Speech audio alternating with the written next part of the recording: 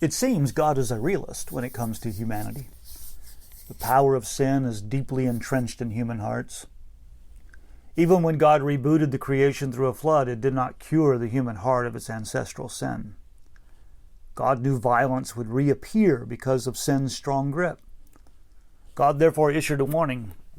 Whoever sheds blood, their blood is at risk as well. Jesus offered a similar caution.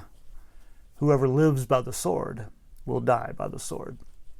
Violence is a dead end. No one wins. But violence continued in many forms. Ham raped his father Noah. Civilizations rose and fell, and empires emerged. Babel is one of those ancient empire stories.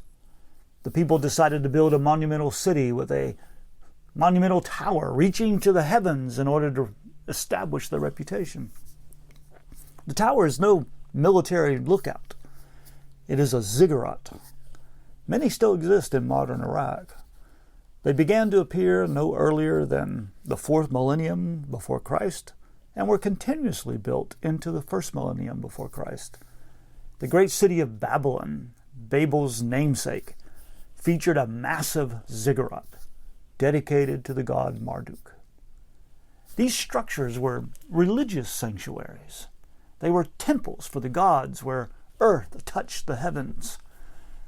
The problem with the Tower of Babel is neither its technology nor the unity of its people.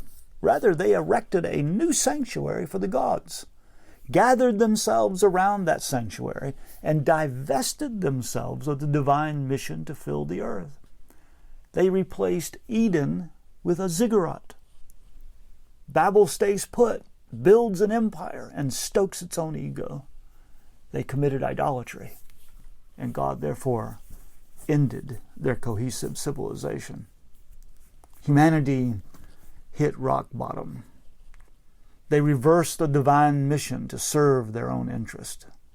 Whereas God's words were, "Let us make humanity in our own image," Babel said, "Let us make a name for ourselves." Whereas God's mission was to fill the earth, Babel wanted to fill the heavens with its own presence.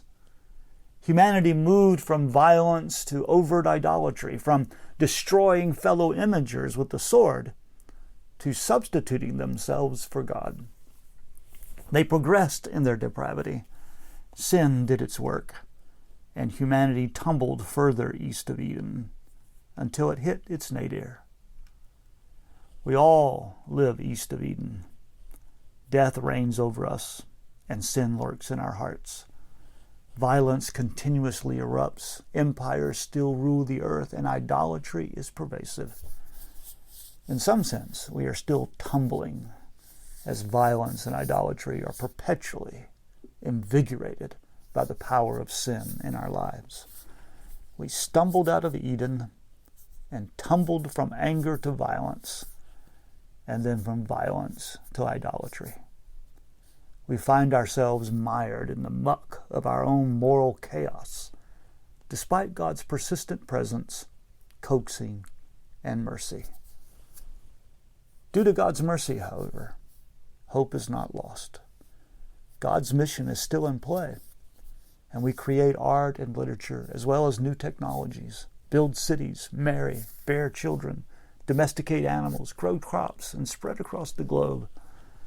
God's grace still empowers us with gifts and tools, even though sin often distorts them. The mercy of God persists, and the story is not yet finished. God's mission has not reached its goal.